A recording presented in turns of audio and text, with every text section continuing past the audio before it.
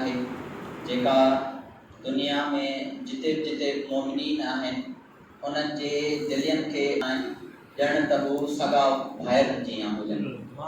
मरहूम ते जेको आहे 40 जी मुनासिबत सां ही मजलिस अज़ार जो सिलसिलो आहे। ज़ाती तौर ते मुंहिंजो साईं जिन सां को वास्तो त नाहे, अलबत्ता हिकु अहिड़ो इदारो जेको जंहिंजी शुरूआत ऐं जंहिंजी बुनियाद साईं ऐं साईं जिन जे कुझु दोस्तनि रखी, उन सां मुंहिंजी वाबस्तगी आहे। उन सबबु साईं सां असांजी सुञाणप थई ऐं उन वास्ते सां असां हिते हाज़िर थियासीं ऐं अवां मुमिनीन जी ज़ियारत थई। असां इहो चाहियो त साईं जिन जी जेको आहे चहलनि जी मजलिस में लाज़मी शरीक थियूं ऐं साईं जिन खे भेटा पेश कयूं। बुनियादी तौर ते मूं अवां मोमिनीन जे साम्हूं क़ुरान जी हिकु आयत पढ़ी। उहा आयत जन्नत जे हक़दारनि जी शान में नाज़िल थई, यानी जेके मोमिनीन जन्नत में हूंदा उन्हनि जे लाइ अल्लाह ताला क़ुरान में फरमाए थो त रब करीम रब रहीम जा सलाम उन्हनि ते कया वेंदा, यानी जेके जन्नत में मौजूदु हूंदा। या मूं आयत छो पढ़ी ऐं हिन ई मजलिस में छो पढ़ी, इन जी वज़ाहत चंद मिंटनि में करे ऐं जेको आहे पंहिंजी जॻह वठंदुसि। मरहूम साईं जॾहिं यूनिवर्सिटी मां हिन ॻोठ मां यूनिवर्सिटी विया, यूनिवर्सिटी जी तालीम हासिल कंदा हुया, त उन वक़्तु साईं जिन जी दिलि में अहल बैत इस्लाम जी मोहबत हुई। पर उन दौर में छाकाणि त शीयत सिंध में एतिरी जेको आहे तरबियती हवाले सां, या वरी असां ईअं खणी चऊं त नारा या मातम वग़ैरह ज़रूरु हूंदो हुयो, पर नमाज़ रोज़ो या इन जा जेके ॿिया अहकामात हूंदा उन वक़्तु घटि हूंदा हुया। पोइ साईं ऐं साईं सां गॾु कुझु साथी हुया, उन्हनि इहो महसूसु कयो त असां उहे अफ़राद आहियूं जेके पूरी सिंध मां चूंडिजी करे सिंध यूनिवर्सिटी में जेके आहिनि आया आहियूं। छाकाणि त असां ॿियनि खां वधीक ज़िमेदार अफ़राद आहियूं, या वरी मुआशरे में वञी ॿियनि खां वधीक ज़िमेदार अफ़राद थींदासीं। उन जे करे लाज़िम आहे त असांजो किरदार बि आम फ़र्दनि खां मुनफ़रिद हुजणु घुरिजे। पोइ साईं वारनि मिली करे हिकु प्लान जोड़ियो। उन्हनि जी नज़र में उन वक़्तु इहो प्लान त न हुयो त असांजो ही नंढड़ो फ़ैसिलो अॻिते हली करे पूरी सिंध में मोमिननि खे फ़ाइदो ॾींदो। उन वक़्तु उन्हनि जे ज़हन में इहा शइ न हुई, पर छाकाणि त असांजो यकीन आहे त अहल बैत ऐं अल्लाह पंहिंजे नेक बाननि खां जॾहिं बि कमु वठंदा आहिनि त उन में हिकमत, उन्हनि खां हिकमत जे ज़रिए कमु वठंदा आहिनि। नंढो आहिस्ता आहिस्ता उहो कमु जेको आहे अज़ीम अची थींदो आहे। उन्हनि गॾिजी करे हिकु अंजुमन जी बुनियाद रखी ऐं उन अंजुमन जो नालो अंजुमन असगरिया सां जेको आहे उहो थियो। उन्हनि उन यूनिवर्सिटी ऐं भर पासे में जेके यूनिवर्सिटियूं हुयूं, लम्स मेडिकल कॉलेज ऐं मेरान जेको आहे यूनिवर्सिटी, उन्हनि ताईं जेको आहे पंहिंजे सिस्टम खे खणी विया। अंजुमन यानी विलादत शहादत ऐं पाकिस्तान जी तारीख़ में पहिरियों दफ़ो कंहिं तालीमी इदारे में योम हुसैन जो इनकाद बि जेको आहे इहो इफ़्तिख़ार साईं वारनि खे हासिल हुयो। एॾी वॾी ख़ुशनसीबी साईं जिन ऐं साईं जे साथियुनि खे हासिल हुई। वरी हिकिड़ी ॿी ॻाल्हि जेका साईं जे हवाले सां मनसूब आहे त साईं जामशोरे में हिन वक़्तु जेको जुमे नमाज़ थींदी आहे फाटक ते, मस्जिद सजादीअ जे नाले सां जामे मस्जिद आहे। अवां मोमिनीन मञा काफ़ी मोमिनीन थी सघे उते अगरि विया हूंदो त तव्हांखे ख़बर हूंदी, ऐं वॾो मजमूओ थींदा हुते जुमे ते। जामशोरे में नमाज़ जुमा न थींदी हुई। हिननि शागिर्दनि गॾिजी करे सिंध यूनिवर्सिटी जे हॉस्टल सी ब्लॉक ते इन जुमे जो एहतमाम कयो। नंढे सिदर ते शागिर्द हूंदा हुया पाण में ऐं नमाज़ जुमा जो एहतमाम कयूं। आहिस्ता आहिस्ता पोइ उन जुमे खे उहे फाटक ते खणी आया ऐं इन मस्जिद सजादिया में जेको आहे नमाज़ जुमा जो एहतमाम कयूं। ऐं अॼु अल्हम्दुलिल्लाह सभनि जी तइदाद में जेके आहिनि मोमिनीन उते जेके आहिनि नमाज़ अदा कनि था।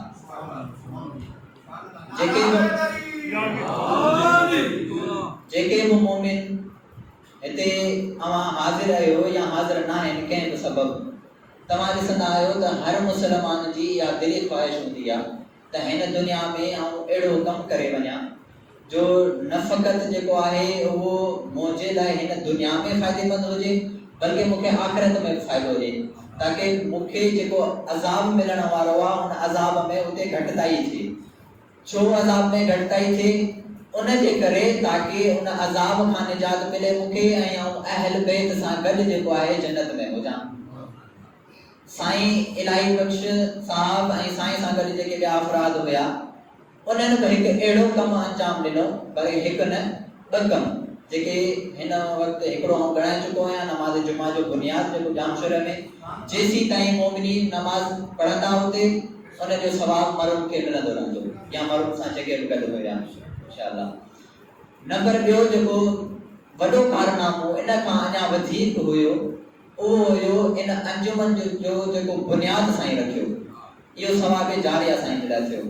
हिन वक़्तु आउं ज़ाती तौर सां मूं समेत काफ़ी अहिड़ा नौजवान जेके हिन तंज़ीम असगिरा में हिन वक़्तु कमु कनि था पहिरीं बेरारवी जा शिकार हुया, मुआशरे जे वर चढ़ियल हुया, शैतान हुननि ते हर वक़्तु हमले जी तयारी में हूंदो हुयो। काफ़ी अहिड़ा नौजवान हुया जेके एतिरो त हुननि जो किरदार ख़राबु हुयो जो माण्हू हुननि खे ॾिसी करे चवंदा हुया त हिन मोहल्ले जो हिन शहर जो बदबख्त तरीन जेको नौजवान इहो ई आहे। पर जॾहिं हिन काफ़िले सां हुनजी वाबस्तगी थी, जॾहिं हिन अहल बैत जे रस्ते ते हलण वारी तंज़ीम सां हुननि जी वाबस्तगी थी त अल्हम्दुलिल्लाह उहे अॼु जवान नमाज़ी बि आहिनि, रोज़ेदार बि आहिनि। न फ़क़त नमाज़ी ऐं रोज़ेदार बल्कि पाण बि दीनदार आहिनि ऐं ॿियनि खे बि दीनदारी जी दावत ॾियनि था। हाणे तव्हां इहो अंदाज़ो लॻायो त हर हिकु फ़र्द अल्लाह ताला क़ुरान में फरमाए थो त तव्हां हिकु इंसानियत जी अगरि जान खे जेको आहे बचायो था त पूरी इंसानियत खे तव्हां बचायो था। हिते हर लम्हे, हर मिनट, हर ॾींहुं, हर हफ़्ते, हर महीने अलाए केतिरा नौजवान नमाज़ अदा कनि, रोज़ो, उन खां अलावा हर नेक कमु सच ॻाल्हाइनि, माउ पीउ जो अदब कनि, नंढनि ते शफ़क़त कनि या जेको आहे माज़ूरनि वॾड़नि जी मदद कनि। उन जो जेको सवाबु अगरि हिन तंज़ीम मां उन्हनि खां मिले थो त उन जो सबबु असल जेको आहे इहे मरहूम हुया जो उन्हनि इहो बुनियाद रखियो ऐं हिन तंज़ीम जो बुनियाद रखी करे इहो उन्हनि खे इहा सोच ॾिनी त दीन बि जेको आहे उन ते अमल करण सां इंसानियत जी फलाह आहे। यकीनन हू अॼु असांजे विच में न आहिनि पर इहा उन्हनि जे दिलि में अहल बैत जी मोहबत अहिड़े नूर सां चमकी जो अॼु हू असांजे विच मां हलिया विया आहिनि। यकीन ॼाणो पूरी सिंध अंदरि साईं जिन जे जेको आहे इन्हनि कमनि खे यादि कयो वेंदो आहे ऐं काफ़ी जॻहियुनि ते साईं जी मग़फ़िरत जे लाइ दुआनि जा प्रोग्राम ऐं मजलिसनि जा प्रोग्राम मुनक़िद कया वेंदा आहिनि। छो न को मूंखां नंढड़ा मूंखां वॾड़ा साईं जिन सां गॾु मिलिया बि न आहिनि, फ़क़ति उन्हनि खे इहा ख़बर आहे त साईं वारनि हिन तंज़ीम जो बुनियादु रखियो हुयो पर हू उनजी मग़फ़िरत जे लाइ अहिड़े क़िस्म जा प्रोग्राम मुनक़िद पिया कनि। हाणे आउं हिते ख़ालिसतन इन जे करे आयो आहियां ताकि जेको साईं मूं समेत सिंध जे हज़ारनि नौजवाननि ते इहो अहसान कयो त हिन अहिड़े भलारे मकतब जे ज़रिए हिकु अहिड़ी तंज़ीम सां वाबस्तगी असांजी जोड़े जो अॼु असां बेरारवी जे रस्ते जी बजाए अॼु अहल बैत जे रस्ते ते आहियूं त आउं इहो ॾिसां त आया साईं जेको आहे ॿाहिरि हुया छा उहो पंहिंजे जेको आहे कोच में फ़क़ति साईं आहिनि या ॿिया ॿेड़ा अफ़राद मौजूदु आहिनि, यकीनन मौजूदु हूंदा, इन में को बि शक न आहे। पर चाहे ॻोठ हुजे या पूरी सिंध में जिते जिते बि साईं जे मक़सद खे जेके बि अफ़राद जेको आहे वठनि था पिया उन्हनि जी इहा ज़िमेदारी थिए थी त हू साईं जिन जे इन नक्शे क़दम ते हलनि। जेकॾहिं साईं अहल बैत जे लाइ 2 क़दम खयां आहिनि त हाणे असांजी ऐं तव्हांजी इहा ज़िमेदारी आहे त असां 4 क़दम अॻिते खणूं, अञा अॻिते वधूं। साईं जे ज़रिए अगरि 1000 नौजवान जेको आहे हिन वक़्तु दीनदार आहिनि त हाणे असां उन में हथु विझूं ऐं असांजे ज़रिए ई हिन कारवान जे थ्रू ऐं नथो चवां त जेको आहे असां हिन जेको आहे तंज़ीम में नौजवाननि जी शमूलियत इख्तियार करियूं। न, तंज़ीम लाज़िमी न आहे दीन लाज़िम आहे, तंज़ीम लाज़मी न आहे, अहल बैत जो रस्तो लाज़मी आहे। बल्कि आउं ईअं खणी चवां त तंज़ीम लाज़मी न आहे, पर इंसानियत जी कामयाबी ऐं फलाह बहबूदी लाज़मी आहे। ऐं उहा फ़क़ति ऐं फ़क़ति अहल बैत जे रस्ते तां मिलंदी जेको साईं मरहूम असांखे ॾेई विया हुया। रसूल अकरम सल्लल्लाहु अलैहि वसल्लम जो फरमान आहे, माण्हुनि मंझां बहितरीन फ़र्द उहो आहे जेको ॿियनि खे फ़ाइदो पहुचाए। मूं इहो कौल पढ़ियो, अवां सभिनी मोमिननि जी नज़र जेको आहे साईं समेत ॿियनि अहिड़नि जेको आहे अफ़रादनि जी तरफ़ को वई हूंदी जेके मुआशिरे जी भलाई जे लाइ कमु करे रहिया आहिनि। हिन वक़्तु जॾहिं असां वॾड़नि सां जॾहिं वेहंदा आहियूं, कचहरी कंदा आहियूं, त उहो असांखे ॿुधाईंदा आहिनि त असांजे दौर में ख़ुलूस वधीक हूंदो हुयो, हिक ॿिए जो जेको आहे ख़्याल वधीक रखियो वेंदो हुयो। पर अॼुकल्ह जे जेके नौजवान उहे जेके आहिनि उहे इन ख़ुलूस खां आरी आहिनि, वॾड़नि सां वेहणु पसंदि नथा कनि, बजाए जो हू दीनदार थियनि पर हू मोबाइल या टेक्नोलॉजी में एतिरो गर्क थी विया आहिनि जो हू दीन त परे जी ॻाल्हि हू पंहिंजे माइटनि खे टाइम नथा ॾेई सघनि। जी बिल्कुलु ईअं। हाणे असां ऐं तव्हांजी इहा ज़िमेदारी थिए थी त जेको रस्तो रसूल अकरम ॿुधाए थो त तव्हां मंझां बहितरीन फ़र्द उहो आहे जेको ॿियनि खे फ़ाइदो पहुचाए ऐं उहो फ़ाइदो हिन दुनिया में ऐं हुन आख़िरत में तव्हांखे ऐं असांखे ॿियो को बि रस्तो नथो पहुचाए सघे सवाइ अहल बैत जे रस्ते जे। छो त हक़ीक़ी अल्लाह ऐं रसूल जो पैगाम असांखे हिन अहल बैत खां मिलंदो। असां ऐं तव्हांखे घुर्जे त असां हिन अहल बैत जी रस्सी खे मज़बूती सां पकड़ियूं। हिन वक़्तु जेके फितना सिंध अंदरि ऐं हिन दुनिया अंदरि जेके उथी रहिया आहिनि, ख़ुसूसन तव्हां नोट कयो हूंदो ऐं साईं जिन पहिरीं बि हिते बयानु करे रहिया हुया त हिन वक़्तु उलमा जे ख़िलाफ़ हिकु अहिड़ी यलगार उथी आहे जो शीयत खे उलमा खां परे करे जाहिल ऐं अणपढ़ियल जेको आहे माण्हुनि ताईं ॾे वठी थी वञे।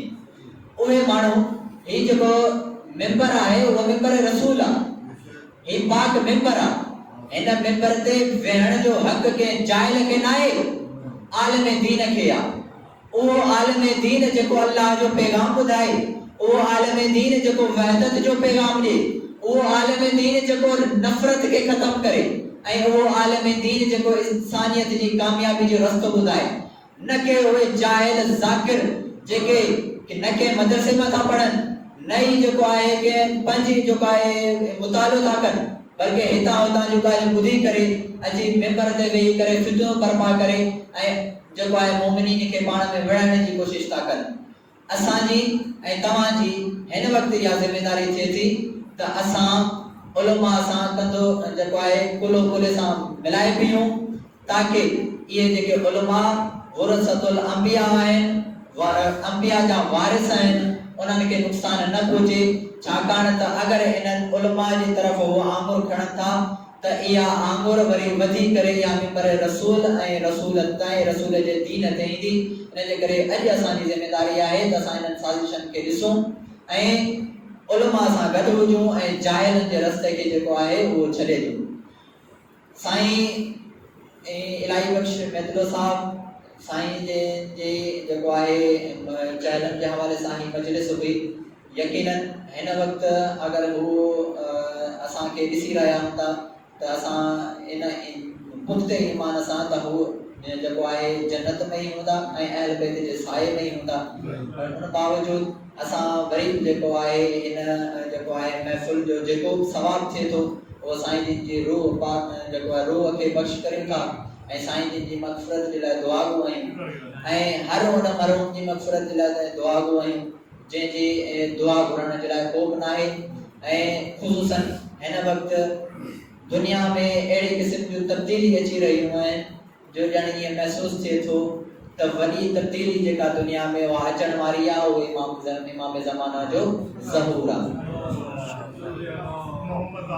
बस चंद जुमला ऐं हिन वक़्तु जेका सूरत हाल आलमी सतह ते आहे फ़लस्तीन ऐं इसराइल या खणी आऊं हीअं चवां त हक़ ऐं बातिल जो जेको मार्को करबला खां वठी हले पियो ऐं अॼु ताईं जारी आहे उन बाबति ॻाल्हायां पोइ पंहिंजी जॻह वठंदुसि। हिन वक़्तु दुनिया जा हालात तब्दील थी चुका आहिनि। हाणे उहे हालात न फ़क़ति जेको आहे दुनिया जे ॿियनि मुल्कनि ताईं बल्कि पाकिस्तान ऐं पाकिस्तान जे नंढनि वॾनि इलाइक़नि ते असर अंदाज़ थियनि था पिया। छाकाणि त मकतब तशय्युअ दुनिया जो उहो वाहिद मकतब आहे जेको हिन दुनिया जी सरदारी जेको आहे संभाले सघे थो ऐं हिन सरदारी जो सरदार इमाम ज़माना हूंदा ऐं उन इमाम जे सिपाहियनि जे लाइ ज़रूरी आहे त हू पंहिंजे पाण खे हालात हाज़िरा खां वाक़िफ़ रखनि। उहे इहो ॾिसनि त हिन वक़्तु दुनिया में छा पियो थिए। हिन वक़्तु जेके यज़ीद जा कारिंदा अमेरिका इसराइल ऐं उन सां जेके बि चाहे उहे मुस्लमान मुमालिक ई छो न हुजनि, उन जी प्लानिंग छा आहे ऐं उन जे ख़िलाफ़ जेके इमाम जा सिपाही अॼु उथिया आहिनि उन जी स्ट्रेटजी छा आहे। हिन वक़्तु फ़लस्तीन ते ज़ुल्म बरबरीत जेको आहे उहा उन जी इंतिहा आहे, पर उन बावजूद अवाम मोमिनीन ऐं जिते जिते बि हीउ पैगाम वञे थो उन्हनि खे हिकिड़ी मुबारकबाद ॾींदुसि त जेके फ़लस्तीनी तव्हां नज़र कयो हूंदो त कुझु अर्सो पहिरीं इन इसराइलियुनि सां नंढनि पथरनि जे थ्रू मीज़ाइलनि जे साम्हूं बीहंदा हुया, अॼु उहे मीज़ाइलनि सां उन्हनि खे टकर था ॾियनि। इहा उन्हनि खे अल्लाह जी ऐं इमाम ज़माना जी नुसरत आहे। उन्हनि में उहो जेको आहे इन्हनि मीज़ाइलनि खे ताक़त न आहे जो इन्हनि इसराइली ऐं जेको आहे टेक्नोलॉजी ऐं अमेरिकी टेक्नोलॉजी खे ख़तमु कनि, बल्कि इहा अल्लाह जी नुसरत आहे जेका अल्लाह जेको आहे मज़लूमीन जे लाइ जे नुसरत जो अल्लाह वाइदो कयो मज़लूमीन जे लाइ। हिन वक़्तु तव्हांखे ऐं असांखे इन ॻाल्हि ते सोचण जी ज़रूरत आहे त दुनिया जा हालात चेंज था थियनि, असांखे पंहिंजे पाण खे तब्दील करण जी ज़रूरत आहे। ऐं जीअं रबर मौज़म सईद अली खामनाई फरमायो त 25 सालनि अंदरि जेको आहे इसराइल जी नाबूदी थींदी ऐं इंशाअल्लाह तव्हां उहा नाबूदी अखियुनि सां ॾिसी रहिया आहियो ऐं ज़रूरु असां उहा पूरी थींदे ॾिसंदासीं। ऐं आख़िर में दुआ आहियां दुनिया जे तमामु मज़लूमीन जे लाइ त अल्लाह तबारक व तआला दुनिया जे तमामु मज़लूमीन खे जेको आहे उहो निजात इनायत फरमाए ऐं यकीनन उहा निजात इमाम ज़माना जो ज़रूरु आहे। असां उन्हनि जे लाइ दुआ आहियूं। उन सां गॾोगॾु मरहूम इलाही बख़्श महतूब साहब जिन खे जेको आहे उन जी मग़फ़िरत फरमाए, उनखे जवाहर अहल में जॻह इनायत फरमाए ऐं हुन जो जेको मक़सदु हू खणी निकितो हुयो उन मक़सद खे ज़िंदा रखण में असांजे जेको आहे अल्लाह तबारक व तआला मदद और नुसरत फरमाए त असां हुन जे मक़सद खे पूरो करे सघूं। ऐं हिन वक़्तु जेके बि मज़लूमीन फ़लस्तीन में जेके बि अफ़राद शहीद थी चुका आहिनि उन्हनि जी अरवाह खे बख़्श फरमाए। यकीनन जेके आहिनि असां उन्हनि जे लाइ हिन वक़्तु दुआ करे सघूं था ऐं इन खां वधीक जेको आहे जेको बि अमली असांजो अॻितां हूंदो असां उन्हनि जे लाइ कंदासीं। इमाम ज़माना जो ज़हूर खे मौला करीब फरमाए, इमाम ज़माना जे अवाम निसार में असांखे शुमार फरमाए। रब्बना तक़ब्बल मिन्ना इन्नका अंतस समीउल अलीम।